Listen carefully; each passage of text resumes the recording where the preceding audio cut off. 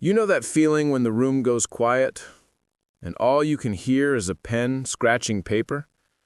That was the sound in the lawyer's office the day my brother smiled like he'd already won. Dad's will, our dad, Robert Carter, was about to be read. Cole leaned back like a king at his coronation. Me? I kept my hands in my pockets, counting heartbeats, pretending I didn't care if everything went to him. Before the first paragraph even finished, I felt my stomach drop. House, workshop, savings, all to Cole. The room tilted. The lawyer, Miss Blake, didn't look up, just kept reading like this was routine, like she hadn't just split our family in half. And then, there it was, a pause.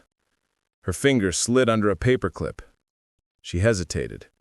A single sheet, yellowed at the edges, clung to the back like it wasn't supposed to be found. Everyone missed it, except me. If you've ever been told your story is over, stick around, because mine started on the last line of my father's will. Stay with me. In the next minutes, you'll hear why my brother took everything, why I didn't fight back at first, and how one sentence, read out loud, turned a small town upside down. And if you think you already know how this ends, trust me, you don't. Ready? I grew up inside an engine's heartbeat. The Carter garage smelled like motor oil, coffee, and rain-soaked denim, Dad's 3 favorite colognes. Saturday mornings, he'd flip the open sign with 2 knuckles and say, "Ethan, if a bolt won't turn, don't force it. Find the angle." I thought he meant cars. Later, I realized he meant people. Cole, my older brother, was the glossy brochure version of our family. Varsity jacket, easy smile, handshakes that felt like a movie trailer. All promise, no plot. He'd breeze into the shop, slap Dad on the back, and disappear before the hard part. Folks loved him anyway. Some people are just born with spotlights. When Dad got sick, the tools got quiet. The lift stayed still. Customers brought casseroles and bad advice. I closed most days early, sat at his hospital window and talked about nothing. Weather, baseball, the way the pigeons swaggered on the ledge like they owned the place. He'd nod, eyes cloudy, and say, "Keep the lights on, son." He never said which of us he meant. At the funeral, the town turned out like the county fair. Men pulled off their caps, women pressed tissues into my palm. Cole wore a navy suit and a grin like he was hosting. After the service, he clinked ice in a plastic cup and said, "You know, Dad trusted me with the big decisions, right?" I didn't answer. The thing about grief is it's loud. It drowns out comebacks. We met Miss Marion Blake 3 days later, in an office that smelled like lemon cleaner and old secrets. Cole lounged. I stood. She smoothed a stack of papers, cleared her throat, and the words started falling like bricks. I, Robert James Carter, being of sound mind. Somewhere in there, I lost track of lines and found the punchline. Everything to Cole. The house that held the sound of my mother's laugh, the garage where I learned patience, the old savings Dad never spent because rainy days come in seasons. I didn't argue. I just watched Cole pocket keys he never earned. But then Miss Blake's eyes snagged on something. Her forefinger tapped the bottom page. Tap, tap, tap. She slid out a single sheet. It looked different. The kind of page that travels in a wallet, not a briefcase. She blinked, set it aside, and said, "We'll proceed."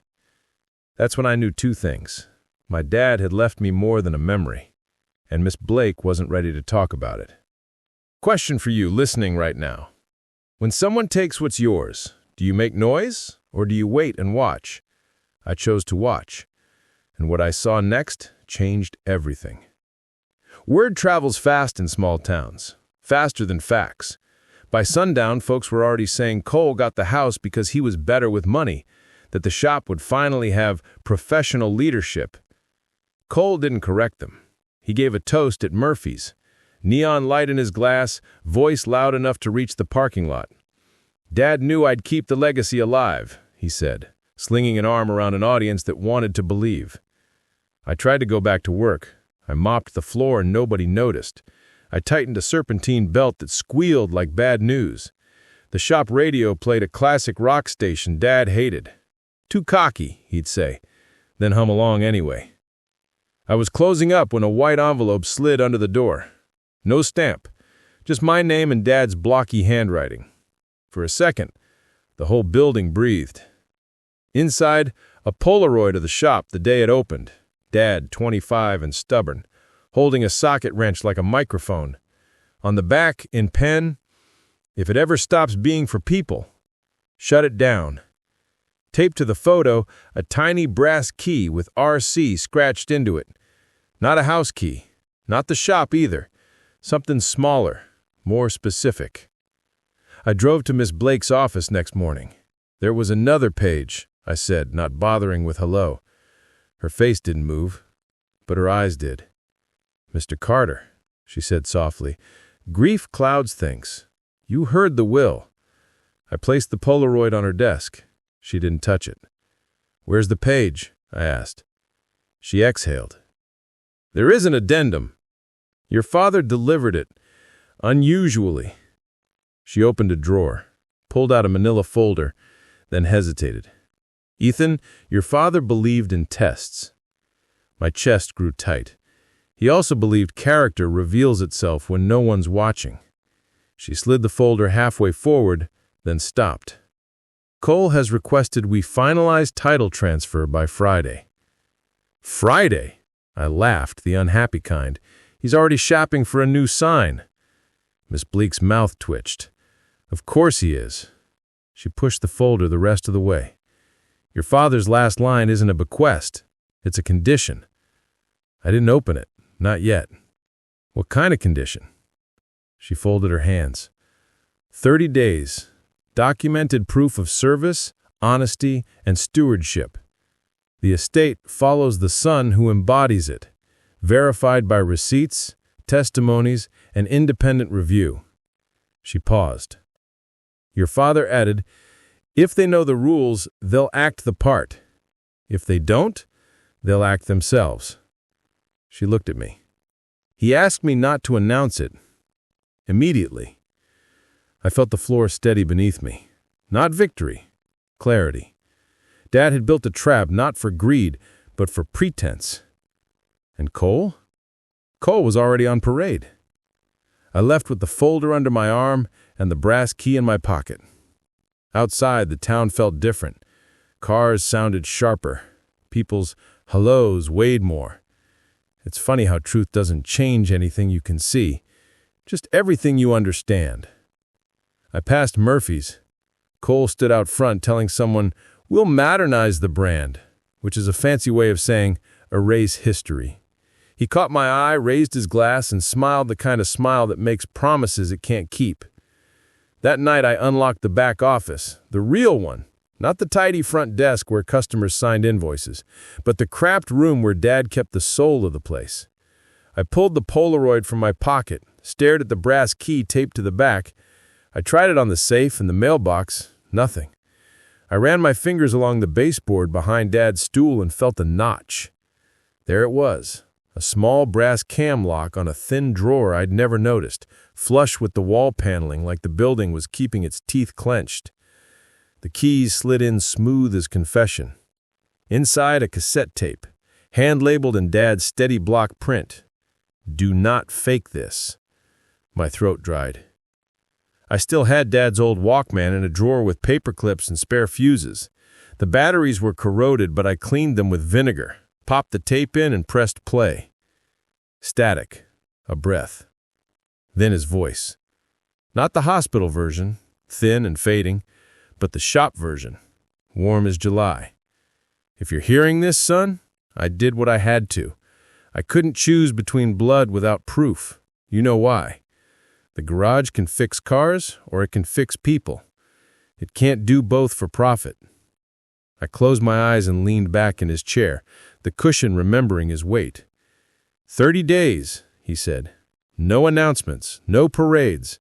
The right man will do the right things for the right reasons, even if he thinks no one's looking. But I am looking.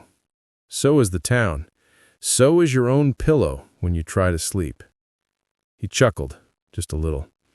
"And Ethan, if you're hearing this, you're already doing it, aren't you?" The tape clicked. Side A done. I flipped it with hands that didn't feel like mine. "Side B," Dad said, voice lower. "There's a ledger. There's a phrase Miss Blake knows if anyone tries to rush the transfer. Alt custodian, bay lift. If you hear those words, it means the deed can be parked in neutral until character catches up. Bay lift. The phrase hung in the air like a sign over the shop door. I hit stop, rewound, made a duplicate on my phone mic just in case, and slid the tape back into the hidden drawer. The key felt heavier now. Not just metal, meaning. I slept on the office couch with a shop rag for a blanket. Cole ended the meeting early. Back at the shop, I found an envelope wedged under the door again. No return address, my name and Dad's block print.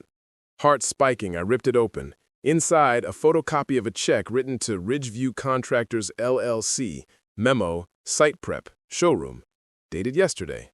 Amount? The kind of number that makes you sit down. I didn't sit. I started the scanner, fed the copy through, and emailed Ms. Blake with a subject line you could hear hit the desk. Evidence. Post-freeze prep. 5 minutes later, her reply, received. Stay steady. After closing, I walked the shop in the slow circle Dad used to make before turning out the lights. Bay to bench to door to lift to register. On the counter, the brass key winked in the neon sliver that sneaks through the blinds from Murphy's sign. I turned it in my fingers and a thought clicked into place. If Dad hid a drawer, what else did he hide? There's a panel above the office doorway everyone forgets. Thin plywood, paint peeling, 4 old screws that look decorative. I dragged the step stool over, backed them out, eased the panel down. A dust storm coughed my name. Inside, a rolled canvas tube. I slid it out, unbuckled it, and watched a sheaf of papers unfold like a map of a coastline I should have known. Bay Lift Charters. A simple mission written by a man who hated fancy words. Monthly notations in Dad's hand, and at the bottom, a phrase circled twice. Public reading if and only if character test fails. Public reading. Dad had put a fuse in the last line, and Cole had started flicking matches. I slid the canvas back, screwed the panel up, and stood in the doorway a long time. Receipts don't blink, but men do. The right ones blink at the right time, and then they act. 20 days left. Tell me, if you were in my boots, would you go loud or keep the engine humming quiet? Day 12 started with thunder and a sky the color of old bruises. By noon, the rain came down sideways, fat drops that slapped the pavement and dared it to complain. Power line bowed, trees threw tantrums, and the town did what small towns do. Checked on neighbors, texted, "You good?" to contacts you haven't scrolled to since Christmas. At 3:17 p.m., the grid coughed and died. The shop fell silent in a way that made your ears ring. I held still, listening for the one sound that mattered, the ring of the county hospital's backup generator across the creek. It's a low, steady thrum that tells you babies will still breathe and ventilators won't gamble. No thrum. The phone lit on battery. Caller ID, ER, blocked. I answered. Carter Garage. A voice I knew. Nurse Tilda, breathless. "Ethan, the emergency generator won't stay on. We have patients on vents. We called the service company. They're stuck behind a downed tree on County 9. "I'm on my way," I said, already grabbing the go-bag Dad kept packed for nights like this. Fuses, belts, jumpers, a box of outlaw parts that only a mechanic over 50 even admits exist. I killed the breakers, locked the door, and pointed the truck up the hill into a wall of water. At the hospital loading dock, chaos had a rhythm. Nurses moved like choreographers, calm faces over sprinting feet. The generator was an older diesel, a beast with a personality and a temper. I popped the panel, felt for heat with the back of my hand, sniffed. Burnt varnish. Fuel issue. I cracked the bleeder, got a burp of air and a cough of life. "You keep talking to me," I told it, as if it understood the bargain. Tilda appeared with a headlamp and coffee. She said he'd sent his new on-call tech. She air-quoted, even with her hands full. "He hasn't shown." "He won't," I said, before I could dress it up. Liability. The generator sputtered. I traced the line. Found sludge in the pre-filter, swapped to a clean spare, primed the pump, and hit the starter. The old girl barked, wobbled, and then settled into that life-saving thrum. Lights winked in the ER like the town exhaled. Tilda squeezed my arm so hard I'll probably have a bruise shaped like gratitude. "Receipt?" she asked, eyes wet. I smiled, pulled the carbon book from my pocket, wrote 0.00, and had her sign while sirens wailed somewhere far and close at the same time. On my way out, I passed Cole under the covered entry, polo soaked, hair perfect somehow. He held a branded umbrella like a shield. "You touched that generator?" he snapped. "I kept people breathing," I said. "That unit's under contract." "Ridgeview doesn't set triage," I said. He glared like a mirror that didn't like what it saw. "Careful," he said.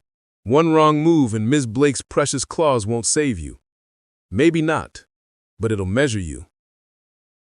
Back at the shop, the power was still out. I hit the breaker to isolate, fired up the small backup Dad kept for the lifts and lights, just enough to keep promises, he'd say.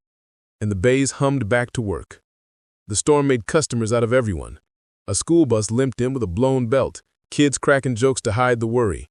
I swapped it in 9 minutes flat, while the driver told me about his grandson's first steps over the sound of rain on the roof. Receipts, signatures, a thanks that felt like a paycheck, even as the ledger said 0. Near dusk, the rain softened to a sulk. I was wiping down the counter when Darcy slid in like a shadow that wears heels. "Heard you moonlit as a hospital engineer," she said. "Liability nightmare." "People nightmare, actually," I said. "But we survived." She placed a folder down like a card in a game I wasn't playing. "Cole's modernization plan saves costs, lowers risk, improves margins. The bank loves margins, Ethan. You understand." "I understand numbers. I also understand names. These," tapping the ledger, "are greater than margins." She smiled thin. "Romantic. But romantic doesn't service debt, and debt is what he's courting to elevate this brand." "Freeze says no material changes," I said. "You keep pushing, and Ms. Blake puts the deed in a lockbox you can't sweet-talk." She arched an eyebrow. "You sure? Cole's counsel believes the clause is squishy." "Squishy until a judge hears from a nurse with a signed receipt and a firefighter with a bent drive shaft," I said, the steel in my voice surprising even me. "Squishy until the town shows up." She closed the folder. "You sound like you want to fight." "I want a shop that remembers what it's for, and a brother who remembers who he is." She hesitated, the first honest movement I'd seen from her. "He thinks you're making him the villain in the story you're telling yourself." "Maybe. Or maybe he's writing his own ending." After she left, the phone rang again. This time it was Miss Blake, voice brisk. "Preliminary review, Monday, 10 a.m. I've notified both parties. Bring the ledger, receipts, any affidavits. I've also filed a notice regarding the Ridgeview drawdown." "Will it stick?" I asked. "Depends who shows up," she said. "Paper helps. People help more." I glanced at the calendar. 19 days. "He'll come out swinging," I said. "So will the truth," she replied, and hung up like a period at the end of a sentence Dad might have written. Night fell the way it does after a storm. Sudden, tender, a little ashamed of the racket. I locked up, then unlocked again when headlights washed the bay door. Mr. Becker from the feed store shuffled in with a cardboard box shielded under his jacket. "Your daddy kept this for me," he said, setting it down gently. Inside, old Polaroids. Shop day 1 to shop today. Dad aging like oak. Customers turning into constants. Kids to teens to parents. He handed me one of Dad and Mom, grease on his cheek, lipstick on hers. He said if the boys ever forgot what this place looks like, give 'em reminders. I filed the photo under B for Becker, M for memory, and D for don't you dare forget. Before bed, I played the tape again. Now ritual is prayer. Dad's voice filled the office. "If the truth doesn't fit in the pocket of the one who asks for it, make sure it fits in the chest of the one who gives it. Last lines matter. So do first steps." I clicked it off and stared at the bay lift canvas rolled tight above the door, like a flag waiting for wind. Monday would bring a room, a table, a test. Cole would be there in a shirt that fit like certainty. I'd be there with grease under my nails and paper that couldn't blink. The storm left a clean smell in the night. The town slept. The calendar said 19 days, and somewhere in that hush, I heard Dad as clear as a torque wrench click. Don't force it. Find the angle. I think I found it.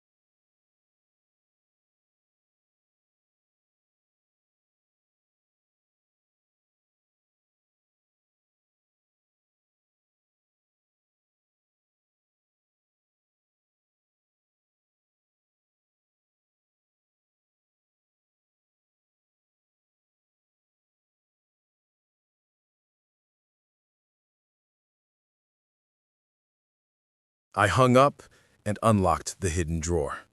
The tape, the recorder, the key. I ran my hand along the chalk outlines of Dad's tools and felt how grief turns your bones into weather vanes. You always know where the wind is coming from, even when the sky looks clear. At closing, a kid from the high school shop class poked his head in. "Mr. Carter, Coach said you might, look at the '86 F-150 the auto club's trying to save?" "Tomorrow," I said, more softly than my throat wanted. "First thing, no charge. Bring greasy hands." He grinned like a new day. I locked up, twice. Then I did something I hadn't done yet. Drove to Cole's apartment with 2 cups of black coffee and the smallest olive branch I could find. Silence. He opened the door, looked at the cups, didn't roll his eyes. Progress. "I copied the ledger," I said. "If you're going to sleep, you should know the thing you hate is safe." He took the coffee like a ceasefire. "I don't hate bailiff," he said, staring over my shoulder. "I hate being told I don't understand my own father." I nodded. "I hate the idea I do." He almost smiled. We're good at hating the wrong things. We stood there, smelling like coffee and old baseball summers for one long minute neither of us deserved. Then he nodded once, a gesture that meant we will try, which was more than nothing and less than enough. Before bed, I checked the locks again. Then I slid the recorder under my pillow. The night held its breath like a town before a verdict. I woke at 2:11 a.m. to a sound I couldn't place until I was on my feet. Glass telling the truth. The front door's lower pane had surrendered to a careful heel. My body chose the breaker bar again, because muscle remembers what the mind forgets under adrenaline. I moved through the shadows of the shop, every silhouette a familiar stranger. "Stop," I said, because that's what you say in movies when you're not ready to be the kind of man who sneaks. A shape flipped, hunched, grabbed, bolted. I chased because every bad decision is easiest at 2 a.m. He slid through the broken pane, caught his jacket on a shard, tore free, sprinted into the alley. By the time I hit the door, he was a sound. I didn't follow into the dark. Dad always said, "Don't force it, find the angle." The angle was the light switch. I flipped it, stepped around the glass and cataloged loss. The cash drawer, untouched. Tool wall, intact. Office door, pried with a screwdriver and a prayer. The hidden drawer's panel, still screwed. The tape, safe. The recorder, safe. The ledger, gone. The empty square of counter where it should have been made a shape inside me I didn't know I had. For a minute, I just listened to the sound of being robbed. It's smaller than movies make it, more like a clock with asthma. Then I moved. First call, 911. Second, Ms. Blake, who answered on the third ring like she sleeps with a briefcase. Copy secured? She asked before hello. Yes, I said, voice rough. 2 copies. Church and your desk tomorrow. Good, she said. Don't post, don't rage. File the report, send me the number, then sleep. I began. Sleep, she said, and somehow the order worked. I swept glass, taped the door with cardboard and stubbornness, then lay back down with the recorder under my pillow like a talisman against a world that still had other plans. Before sleep found me, a question settled in my ribs. Was the thief trying to erase proof, or trying to stage a story where Ethan, the narrator, couldn't narrate? Morning didn't ask for permission. I called the church office at 7:03. The secretary, who's known me since I was 8 and untied my own tie wrong, said the envelope was safe in the closet with the hymnals. I exhaled for the first time since 2/11. Then I drove to Ms. Blake's with the second copy. She took it like a midwife catches a baby, calm, practiced, a little fierce. We'll notarize chain of custody, she said. Let them try to call it a fairy tale. At 10:10, Cole burst in smelling like Sprint and worry. He said, I heard. He put his hands out as if he wanted to show me he wasn't holding a crowbar. It wasn't me. I know, I said, and I did. His kind of mistake wears cologne, not ski masks. He scrubbed his face. Darcy says the optics are bad, he muttered. They're not optics, they're locks, and someone picked one. He winced like the words stole something from him. Who would? I know, I said. Someone who needs the story to fog, or someone who thinks paper is louder than people. At 10, the council chamber wasn't closed anymore. The public sessions sign went up with a thud that moved through my shoes. Chairs filled. Not with pitchforks, but with coffee breath and Monday faces and that squint people get when they're about to have to choose. The judge, a practical man with a tie that probably had been to more funerals than birthdays, sat center. Ms. Blake to his left. Cole and I at separate tables, because theater matters even when you hate theater. The judge opened with housekeeping. Then he cleared his throat, looked at Ms. Blake. Counselor, I understand there's an addendum with conditions? There is, Your Honor, Ms. Blake said. 30 days, documented proof of service, honesty, stewardship, for 30 days. Verification through receipts, testimonies, independent observation. No public announcement unless harm is imminent. Any harm imminent? He asked, eyes on us like we were carburetors he could easily rebuild. Ms. Blake stood, held up a police report. There was a break-in at Baylift Garage at 2:11 a.m. The Baylift Ledger, the historic record of the Decedent's Community Program, was taken. Copies exist. She let that settle. We believe this constitutes attempted interference with the verification process. The room rustled like leaves. The judge leaned back. Mr. Carter, he said to me, can you continue your work? Yes, sir, I said. Receipts don't blink. A few chuckles. Relief is cheap laugh. He nodded, and, Mr. Cole Carter, he said, turning, have you engaged in material changes during the freeze? Cole looked like a man choosing between two snakes. He could spin, or he could tell. He took a breath that sounded like memory and said, I pushed. The bank pushed. I'll stop. You could feel people's eyes leaving my face to land on his. That matters. So does timing. Good, the judge said simply, as if we were discussing parking tickets, not the skeleton of a family. Then here's what's going to happen. The freeze stands. Interviews continue. Any further shenanigans? Yes, he said, shenanigans. And I exercise the alternate custodian provision the decedent so thoughtfully included. He tapped a file. And if there is another attempted interference with this Baylift ledger, I will set a public reading of the addendum in the square at high noon and let the town hear Mr. Carter's last lines. Silence did that low throb thing. Public reading, high noon. Dad's fuse had a match. Darcy stood, Unexpectedly. Your Honor, Ridgeview will refrain from action until the 30 days conclude, and the room turned like the tide. She sat, eyes on the table, pen still. After adjournment, the hallway filled with that after-church energy, soft, earnest, gossip-adjacent. Jamie hugged me with one arm. Her baby gurgled like someone had changed the weather. Colson, the firefighter, shook Cole's hand and didn't let go until Cole looked him in the eye. Mrs. Henson pressed a lemon bar into my palm and whispered, "Sugar for strength." The judge slipped out a side door to avoid being thanked and therefore asked for favors. Back at the shop, I replaced the broken pane because fixing things you can touch gets you ready for the ones you can't. I gathered the shop kids, 3 teenagers with grease dreams and attention spans like startled cats, and set the '86 F-150 on stands. Rule 1. Torque is a love language. You don't over-tighten love. They laughed, then realized I wasn't joking. We spent the afternoon under that old Ford teaching metal to remember. I told them about that, not the saint, the man, and how he used to tap a wrench to the lift to call me from daydreams. I told them about bailiff and small words, because small words survive storms. I wrote out a sample receipt, made each kid sign once so their names could see what it felt like to matter on paper.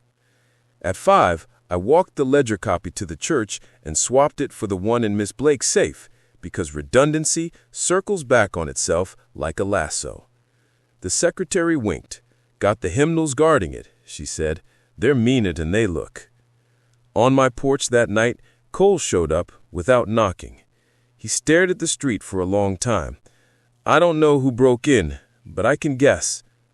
"Don't," I said. "Guessing makes enemies out of neighbors." He rubbed his jaw. "You ever get tired of being reasonable?" "Every day. Then I sleep, then I try again." He left. The night cooled. Somewhere, an engine turned over and caught. That's all I've ever wanted a day to sound like. At 11:42 p.m., my phone buzzed. "Ms. Blake, be ready at noon tomorrow. If nothing else happens, we proceed quietly. If something does, we read." I placed the brass key on the table. Cole stood, knuckles white on the back of his chair. He didn't bring a deck this time. He brought himself. "I pursued a renovation," he said. "I pushed the bank. I allowed a subcontractor to think theft would be considered initiative. That was wrong." He looked at Darcy. She didn't look away. "I've canceled the showroom plan, terminated the contractor, and asked Ms. Blake to keep the freeze. I will spend the remainder of the 30 days doing the work my father asked for, not the show I asked from the town." The room tilted toward him just a little. Confession can do that. Tilt the floor so you have to decide whether to stand closer or step back. Darcy stood on her own. "Ridgeview Bank will present emails acknowledging awareness of inappropriate subcontractor conduct," she said. "We did not order it. We did not stop it. That's on us. We support the freeze and the clause." She sat like a person who knew tomorrow's meeting would be the opposite of fun. The judge steepled his fingers. "Any harm imminent?" he asked Ms. Blake. "No, Your Honor," she said. "Evidence secured, parties cooperating, the town is watching." "Good," he said. "Public reading remains a last resort. The addendum will not be paraded today." He shifted his gaze to us. "Here's my ruling. The freeze remains until day 30 at 5 p.m. Both sons will continue under the addendum's conditions. Any further tampering or theatrics," his eyes cut to me then to Cole equally, "and I appoint the alternate custodian forthwith." He tapped the file. "Additionally, the court acknowledges bailiff as a legitimate, ongoing program of the decedent. Post-adjudication, we expect a formal structure with safeguards. Tradition can be documented." He leaned back, decision settling like a wrench in a tray. The last line of a man's will isn't always ink. Sometimes it's the way his sons behave when nobody gets points for it. He paused. "Make me proud I said that out loud." Gavel. Wood. Air in a room recalibrating. Outside, the square wasn't a stadium. It was our square. People shook hands like they meant it. Mrs. Henson pressed another lemon bar into my paw because repetition is a kind of love. Colson clapped Cole on the shoulder hard enough to jar a memory loose. Jamie wiped her baby's mouth and told me she'd gotten the job. Alvarez saluted with 2 fingers from the brim of his cap like a man who knows what orders feel like. Cole and I stood on the courthouse steps with no drama left to perform. "You ever notice how judges talk like they're tightening bolts?" I said. "Maybe that's why things don't fall off on the highway." We walked back to the shop together without planning it. The '86 Ford gleamed like it had been told it still mattered. The shop kids swarmed us with questions about torque specs and courtrooms. I told them both are just places where tiny mistakes get loud if you ignore them. In the office, I set the ledger under the lamp and placed Dad's tape on top like a paperweight made of voice. Cole touched the brass key with 1 finger. "You ever gonna tell me what that opens?" he asked. "It opens me," I said, and we both laughed because grief had finally made room for a joke. By closing, there were 2 new receipts, a school crossing guard with a bald tire, a short-order cook with a belt that shredded like paper. Both 0, both signed, both filed. It felt less like winning and more like following a map drawn by a man who knew how to get somewhere without asking for applause. That night I wrote 1 more thing for the ledger. Not a service, not a part number. A line under notes. Cole canceled the showroom, brought a check, stayed late, cleaned up without being asked. Receipts don't blink, and sometimes they learn to see. 12 days left. The town quieter, steadier. The last line still waiting in its envelope with teeth. Day 18 tasted like dust and daylight, the kind you only notice when the noise finally takes a lunch break. The shop ran in a rhythm that felt like remembering. Bell, greeting, diagnostic, fix, receipt. The teens from Engine Club rotated tires on the '86 Ford without cross-threading a single stud, which in our world is a small miracle, and in Dad's voice, a standing ovation. Before 10 a.m., Ms. Blake stopped by with a man in khakis and a shirt that said auditor, which is accountant for prove it. He took a seat at the counter, lined up 3 pens like witnesses and said, "Walk me through bailiff," as if money were fluent but shy. So I did. Ledger, receipts, name said softly, chain of custody. He asked about fraud controls. I pointed to redundancy and people who sign their lives with grease. He asked about sustainability. I showed him the new bailiff fund account, fenced, transparent, reported monthly, seated by Cole's check and 3 anonymous bills folded in church bulletins like secrets someone decided to let go of.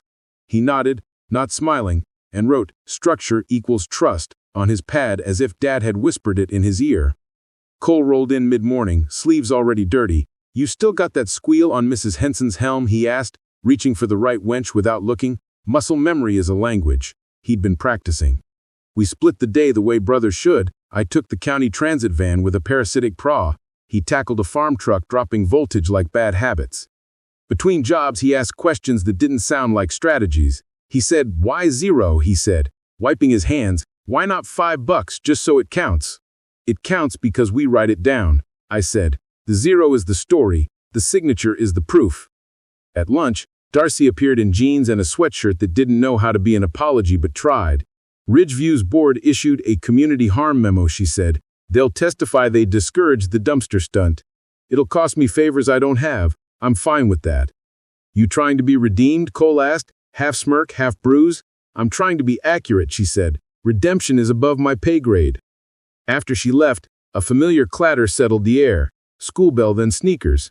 Cal and the kids stacked their tools, eager as only teenagers and dogs get to be. "Mr. C, can we do receipts today? Like the real thing?" Cal asked. I handed him the carbon book and watched him write 0.00 with reverence. "Paper over pride," he murmured, and I could have sworn Dad wrote the line on the inside of his ribs years ago, waiting for a mouth to say it. Late afternoon, Nurse Tilda rushed in, agitation turning her sentences into short roads. "We discharged Mrs. Nolan this morning. Her grandson's pickup won't start. They're stuck behind the pharmacy," she said. I promised I'd ask. "I'm already gone," I said, grabbing the jump box. Cole tossed me the keys to his truck. "Go," he said. "I've got the bays." That's how you know a story is changing, when the man who needed applause starts holding the lights. Mrs. Nolan's grandson, Eli, 18, earnest, hat backwards so life could see his face, stood beside a Ford that cranked like hope but caught like excuses. Loose ground strap. I sanded the terminal, tightened the bolt, taught Eli the torque by field trick Dad taught me, the difference between firm and foolish. The truck fired. He grinned like a sunrise. Receipt, signature, the kind of gratitude that doesn't post. On my way back, I passed Murphy's and saw Russ in the parking lot shoulder to shoulder with 2 guys who looked like cautionary tales. He clocked me and smirked like trouble owed him rent. That's the thing about men like Russ. They believe gravity owes them exceptions. At close, Ms. Blake called with a voice that meant news. She said the judge wants a mid-course update Friday, 5 minutes each, no theater. If the town's still steady and nobody lights a match, we keep the mic off. I asked about the last line, feeling the envelope in my pocket without touching it. It waits, she said, like good advice. After dark, I sat in the office with the ledger, the tape, and the brass key, the 3-point sermon Dad left me. On a clean sheet, I wrote a sentence I'd been dodging. If he loses, don't let him be lost. I didn't know if it was for the court or for me. When I locked up, the teens were gone, the lot quiet, the pegboard full. Cole walked out behind me, flipped the open sign to closed, then turned it in his hands like a confession. You ever notice how judges talk like they're tightening bolts, I said? Maybe that's why things don't fall off on the highway. We walked back to the shop together without planning it. The '86 Ford gleamed like it had been told it still mattered. The shop kids swarmed us with questions about torque specs in courtrooms. I told them both are just places where tiny mistakes get loud if you ignore them. In the office, I set the ledger under the lamp and placed Dad's tape on top like a paperweight made of voice. Cole touched the brass key with one finger. You ever gonna tell me what that opens, he asked. It opens me, I said, and we both laughed because grief had finally made room for a joke. By closing, there were 2 new receipts, a school crossing guard with a bald tire, a short-order cook with a belt that shredded like paper. Both zero, both signed, both filed. It felt less like winning and more like following a map drawn by a man who knew how to get somewhere without asking for applause. That night I wrote one more thing for the ledger. Not a service, not a part number. A line under notes. Cole canceled the showroom, brought a check, stayed late, cleaned up without being asked. Receipts don't blink, and sometimes they learn to see. 12 days left, the town quieter, steadier, the last line still waiting in its envelope with teeth.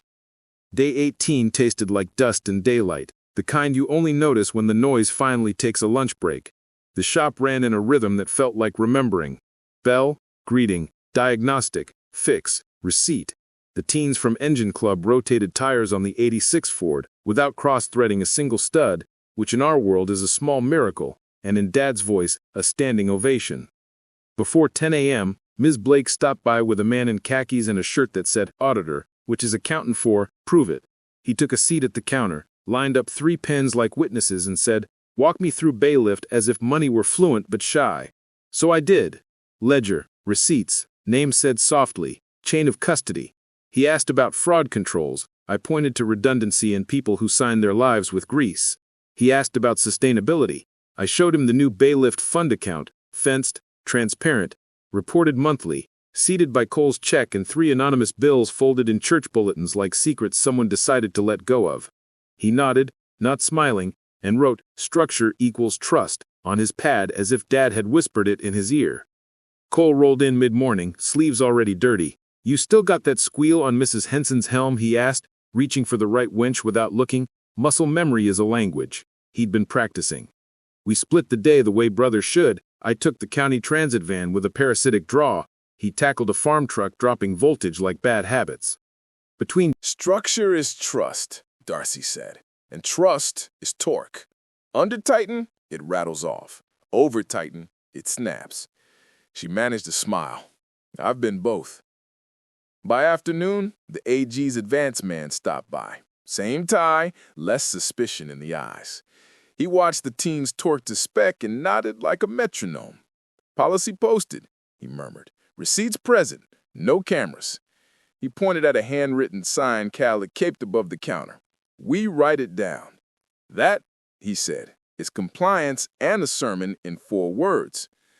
The day saved its test for last. A man I didn't know stepped in with a face like a map of regrets and a check for $1,000 made out to Carter Garage, not bailiff. For your trouble, he said. You fix cars. Don't pretend you're a church. His smile carried the old poison. Charity is contest. Dignity is purchase. Bailiff only, I said, sliding the check back. Or keep it. Your call. He snorted. You a fool? Probably, I said, but I sleep. Call watched, jaw tight. He took the check, tore it in half, then in half again. The man flinched like the sound hurt. "You don't get to buy our story," Cole said, calm as a torque wrench clicking. "You can join it or you can leave." The man left, pride trailing behind him like a loose strap slapping pavement. After close, we inventoried humility. A cooler of steaks from Warren, 2 anonymous 20s tucked under the doormat, and a thank you card from a kid who spelled my name 4 different ways. We filed each in their place. We didn't take a picture. At dusk, the judge's clerk pinged. "Reminder, Friday timing stands. No public reading unless harm occurs." I ran my thumb along Dad's sealed envelope, the brass key warm from a day in my pocket. Last lines wait for the right throat. In the quiet, Cole hovered by the pegboard like a man who finally hears the language of outlines. He said, "I keep thinking Dad made these for us." I said, "He did." He nodded, then surprised me. "Do you want me on the mic Friday to say what I did wrong?" He looked genuinely ready. "Maybe," I said, "but not to perform, to witness." He took that in slow, like a wrench on a stubborn bolt that finally turns without snapping. "Witness," he repeated. "I can do that." 7 days left. Wednesdays yet like a whisper the AG could hear. 2 observers came, one with a legal pad and one with a nose for shortcuts. They set up at a plastic table by the office door and did what good auditors do: disappear into the room while seeing everything. No grandstanding, no gotchas, just pencils that record what your hands already know. The universe sent them a field exam. A box truck from the food pantry limped in, exhaust puffing blue like old regrets. "Delivery at 4, the driver said. "We've got 30 families waiting on this." No time for parts, no budget for delay. Cole slid under with a nutbuster grin and a 3/4 ratchet. "Muffler hanger snapped," he called out. "I can MacGyver it." "Document the hack," the AG observer said, dry as law. "Note parts, note risk, note why you did it." So we did. We logged the makeshift bracket, the temporary clamp, and the promise to replace it free when stock arrived. We wrote the why in plain English, because food is urgent and steel can wait. The observer's pen paused, then wrote. At noon, rain shouldered in, heavy and warm. A mother ran into the bay with a toddler coughing that bark you never ignore. "He's not breathing right," she said, panic trying to swallow her discipline. Her Civic sat steaming at the curb, hazard lights blinking SOS. Noah's County rig happened to roll past at that second like fate knows schedules. He swung in, called dispatch, and by the time the ambulance turned onto Main, the shop was an emergency room that smelled like tires and fear. I handed the mom water. Cole grabbed a towel for the kid. Cal waved the ambulance through like a traffic cop learning how to matter. The paramedic took over. The cough eased. The world exhaled. The AG observer wrote one line. Service extended beyond mechanic scope, non-monetary. Then he looked at me and didn't smile, but his eyes softened like the sky in late July. The storm knocked the power out for 20 minutes. Our little backup Jenny kicked in, just enough for the lift and the lights and the promise. The old lift, we'd set like a monument, stood in the corner, rain beating on its chipped paint, looking holy in a way steel earns when it outlasts new. Then came the kind of test nobody tweets. Mr. Hargrove, the crossing guard with the bald tire we'd fixed, came with an envelope labeled donation. Inside, $47 in small bills and a handwritten note. My turn. He pushed it across the counter like he was offering an apology to a god that isn't mad. I started to slide it in the bay lift. Cole stopped me, gently. Mr. Hargrove, you've already paid. Twice. You keep children from getting hit by cars. That's your ledger. The man's chin trembled. He took back 10, insisted we keep the rest. For someone who ain't as stubborn as me, he said. We wrote a receipt. We wrote his stubborn down as a line item under assets, because some balance sheets forgot that column exists. Late afternoon, Russ swung by on foot. No posse, no props. Rain flattened his hair and put enough shine on his eyes that I almost called it honesty. "You two made this town soft," he said, voice low. "Soft gets stolen." He flicked a glance at the AG observers, then back at me. "Friday, I hope you lose. Not 'cause I hate you, 'cause I don't think structure survives saints. I could argue theology or torque. I didn't. Structure survives habits. We're teaching those." He nodded once, like he'd cataloged the world and found a label for us he could live with. Then he left. The rain pulled his silhouette into the street and undrew him. Evening brought quiet and the smell of wet tools cooling. The AG team packed up, shook hands like people who prefer evidence to adjectives. "Tomorrow we observe disbursements," the lead said. "Show us the other side of zero." "You'll see names," I said. "Good," he said. "Names are harder to fake than numbers." After they left, I pulled Dad's tape and the sealed letter from the drawer and set them where the lamp could make a circle of meaning around them. Cole leaned in the doorway, hair damp, shirt dirty, grin unperformed. He called the billboard company, told them to take down the New Era sign. We'll replace it with nothing. "Nothing?" I asked. "Nothing," he said. "Let the road show what we are." I laughed. "Radical marketing," he said. "Honest." We locked up in the soft drumming of a town that had chosen its weather. On the way out, Cole paused at the old lift, laid his palm on the crossbeam, and closed his eyes like a man taking an oath he wasn't ready to say out loud. The teens watched him the way Future remembers. Back home, I finally held the envelope long enough to feel like I was allowed to. I didn't open it. Not yet. Friday at 5 is a kind of gravity. You don't jump early and expect to stick the landing. 6 days left. Thursday put on work boots. The AG team returned with clipboards that didn't apologize. "Today," the lead said, "we observe disbursements, where bailiff sims value, not just waves it." He wasn't hostile. He was gravity. Fair, unblinking, irresistible. We opened the office door and let the day see us. On the wall, we write it down. Below it, a corkboard divided into 3 columns Dad would have loved. Need, action, proof. First card under need, church van, rear tires at cords, unsafe. Second, food pantry truck, temporary muffler fix needs permanent bracket. Third, Nurse Tilda, night shift car battery failing, jump box used 2 weeks this week. Fourth, crossing guard Hargrove, vest torn, cones cracked, district approval pending, winter coming early. "Okay," the AG lead said. "Show me how need becomes done without turning into look at me." We started with the church van. I called our tire supplier, who hears the town like a stethoscope hears lungs. 2 used, good tread, no patches. 50 apiece. You pick, I'll write it wholesale. I drove the bailiff truck over, loaded the tires, paid out of the bailiff fund we'd fenced, and printed a disbursement receipt. Vendor, item, cost, signature. Mine and Cole's. Back at the shop, teens watched as we mounted, balanced, torque-starred the lugs at 100 foot-pounds, then wrote the service receipt to the church. $0.00, paid by bailiff fund, invoice attached. The AG Observer checked boxes and wrote a line I liked. 0 funded by something, not magic, not marketing. Next, the pantry truck. We'd promised a permanent bracket. We fabricated it from 3/16 steel, drilled, deburred, painted.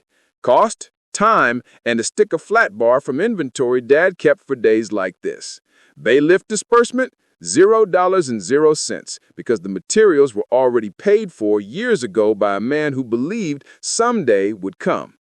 The Observer paused. "How do you account for legacy stock?" he asked. "Its value." Invoice mismatch. A Friday disbursement had posted twice, once to Bailiff Trust and once to Carter Garage Ops. Same amount, same timestamp. To the outside eye, it looked like double billing. To a banker, it looked like the start of a story you don't want to finish. Paper doesn't blink, I told myself, even while my pulse did. Darcy arrived in 10 minutes flat, hair in a knot that said we were going to court on spreadsheets. "Pull the transaction details," she said, already booting the terminal. Within 5 minutes we had it, a human hiccup. I tapped the copy prior button in the POS while training Kyle on disbursements, then hit enter twice out of habit. One entry hit the trust, the other auto-routed to ops because that field still defaulted from the old days. Fixable. Dangerous if left breathing. We reversed the ops entry, printed the reversal, and stapled it to the original with an apology that wouldn't embarrass us if the AG read it out loud. Then we did the thing that keeps rumors from eating towns. We called before we were called out. Supplier, AG observer, Miss Blake, all on the line, all told exactly what happened, all sent the reversal stamped rectified. Signatures, E. Carter, C. Carter, D. Hargrove. Darcy's last name finally introduced itself on a line that mattered. The AG wrote back 2 words I didn't expect to feel like grace. Acknowledged, documented. Mid-morning, a man named Travis rode in with a Silverado and an attitude. "He heard you got a fund," he said, eyes on our pegboard like it owed him change. "I'll take a free alternator and a tank of gas. I'm community, ain't I?" "We're not a coupon," Co said, calm as a level. "We fix problems that strand people and systems that feed folks. What's yours?" He grinned hard. "My problem is I don't like paying." "Then you'll love leaving," I said, and pointed to the pavement. He shoved the door on his way out, making music with the bell that didn't know how to be angry. The teens watched without a tick-tock in their hands, processing what boundaries sound like when they click. By noon, the AG lead appeared with a second investigator we hadn't met, a woman with paperback empathy and prosecutor posture. "She walked me through this morning's reversal," she said. We did, slow and ugly and exact. She initialed the margin next to our apology. "Good," she said. "Errors don't break trust. Hiding them does." Out in the bay, the farm truck squealed its way into a kind of stop that makes your jaw hum. Cole replaced rotors, pads, and a caliper that stuck like stubbornness. He wrote $0 and 0 cents and felt the weight of a zero that has to be justified every time it breathes. The farmer offered eggs and a handshake that could stain a suit with honest dirt. We took both. We wrote both down. At 2:17, Ridge V. Bank called, Darcy's boss, voice like carpet over hardwood. "We're evaluating ongoing credit lines post-trust formation," he said. "Your accounts are clean. Keep them that way." It wasn't a threat. It was a sky report. Clouds gather. You keep roofs ready. Then the call we didn't want arrived, in the flat tone of a person shielding panic with brevity. "This is Ms. Soto from Child and Family Services. Our transport van is bucking at 35 miles per hour. We have a supervised visit at 4. Can you—" "We're already rolling," I said, grabbing the portable scanner and a stack of receipts. Cole tossed me the keys, Cal grabbed the jack, the AG observer followed with a legal pad and very human eyes. The van coughed into our lot like regret. Code pulled, P302, misfire, cylinder 2, loose coil, frayed wire. I snapped the coil down, spliced the wire, taught Cal why dielectric grease is kindness. We test drove the block with the AG in the back seat and the van purring like it wanted to make children's lives easier. $0 and 0 cents. Signature, a driver who didn't know whether to thank us or the universe. By close, I wrote 2 more apologies. One to Cal for swearing at a laggy thermal printer, and one to myself in the ledger margin for letting a duplicate entry rattle me harder than it should have. Paper hosed those too. The AG initialed both with a half smile like a human, letting another human off the hook that didn't need bait. Before the lights went out, Cole stood by the old lift and said, not for the first time, "You think Dad knew it would be like this? The tiny stumbles with the loud echoes?" Yeah," I said. "That's why he made the outlines." We locked up. Monday exhaled. We didn't post. We wrote. 9 months, 28 days to go. Tuesday arrived wearing heat like armor. 92 before noon, humidity thick enough to spread with a trowel. Heat finds hairline cracks in plans the same way it finds them in metal. We learned that twice before lunch. The morning started strong. Crossing guard Hargrove sent a photo of his new vest reflecting sunrise like a traffic angel. The pantry truck rolled in for its permanent bracket. Cal checked the torque on the church van's lugs with a click you could hear from the office. Then the air turned to soup and the shop to a kiln. At 10:36, a sound none of us like. A jack stand barking his weight shifts wrong. The '86 Ford was on stands for a rear drum lesson. A rookie hand nudged the stand a centimeter, and physics took offense. The axle dropped an inch, not a mile, but enough to turn every adult's stomach into a courtroom. Cole moved first. Palm up, steady, voice low. Hands off. Eyes on. Everyone stepped back. We reset the stand, added a second, chalked wheels like we were teaching humility in steel. Nobody was hurt. The AG observer, who happened to be there because the universe understands foreshadowing, wrote one line. Near miss, corrected in process, safety briefing expanded, dual stand protocol adopted. Then he put his pen down and helped us wheel chalk, because some oversight remembers it's also community.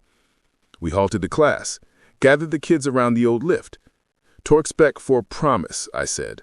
We don't rush and we don't bluff. Safety isn't paperwork, it's posture. Cole demonstrated stand placement like a surgeon shows a stitch. The teams practiced until the motion lived in their joints. While we were still catching our breath, the parts supplier called with impatience buzzing under professionalism. Your bay lift zeros make you saints, she said. But saints don't pay net 30 if ops get light. Are we okay? We're good, I said. Ops is solvent, trust is fenced. We'll share monthly P&L with you privately if that helps. It did. Structured by its grace where charisma used to rent it. Noon brought our second test. A man named Otto, widower, retiree, the kind of customer who brings his own chair to watch you work, rolled up in a Buick Century that squeaked disapproval every bump. Control on bush and gone. Easy. He waved off bay lift. He said, I pay my own way, the way men who buried love talk when they will not be a burden again. It's not a handout, I said. It's your turn to be lifted. He bristled. Pride is a good shoe and a bad splint. We compromised. Ops paid parts. Bay lift covered labor. I wrote $0 next to labor and full price next to parts. Otto signed with a hand that shook a little. Don't make me a story, he said. We won't, I said. We'll make you a receipt. At 2:02, the Attorney General's second investigator, a woman we'd met yesterday, returned with a portable OSHA checklist and a question. Can I observe your apprentice program's safety protocol? Not a trap, an invitation to show our math. We ran the briefing like a liturgy. Jack stands, redundant supports, chocks, eye pro before pride, gloves on hot manifolds, not bare bravado. Who calls 911? Who holds the door? Who waits by the curb for the ambulance we hope never comes? I handed her a one-pager we'd written during lunch. Apprentice Safety SOP, version 1.0. 2 stands, 2 eyes, 1 voice. She nodded, wrote, then folded the sheet into her binder like a keepsake. I'll be back in a month, she said. Version 1.1 better not be because of blood. Late afternoon, a knock came from a different kind of heat. Harlan Motors, a regional chain, sent a suit with a job built for foreclosure. We like what you're doing, he said, eyes on our pegboard like a hawk looks at a field. We'd like to license the bailiff name. Our PR team can scale it statewide. You'll be the face, we'll be the infrastructure. I didn't even look at Cole because I didn't need to. No cameras, I said. No licensing, no face. We write it down. He chuckled like a man who thinks everything has a price because everything he's held did. Name's public now, he said. We can use a synonym. Try conscience, Cole said, and walked him to the door. The suit left a card, and the smell of air conditioning. We fed the card to the shredder like a symbolic snack. As the sun started losing his nerve, a woman I'd never met pulled in driving a car that owed her nothing and gave anyway. She introduced herself as Mara, a social worker with a voice that made you listen. Her exhaust hung low, one hanger away from a sparking headline. I can't let a foster kid hear metal scream under us, she said, and my hand was already on the welder. We fabbed a new hanger, documented the hack to permanent pipeline, and wrote $0 with the neatness of respect. She refused a zero. She said, I'm paid. You take this. She slid a $10 across the counter. I slid it back toward Bay Lift.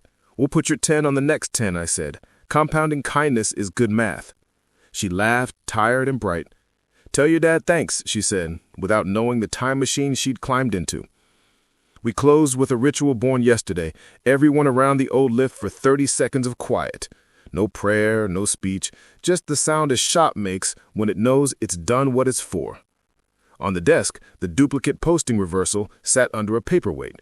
On the corkboard, a fresh page. Apprentice SOP V1.1. to draft. On the counter, 2 brass keys. On the shelf, a tape that had already taught us more than it said. Heat finds hairline cracks. We found them. We wrote them down. We tightened. 9 months, 27 days left. Saturday morning wore a clipboard and a welcome mat. We called it audit day, not the scary kind, the honest kind.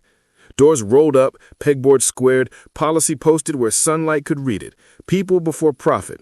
We write it down. No cameras. Miss Blake stood by the counter with a folding table labeled Public Ledger.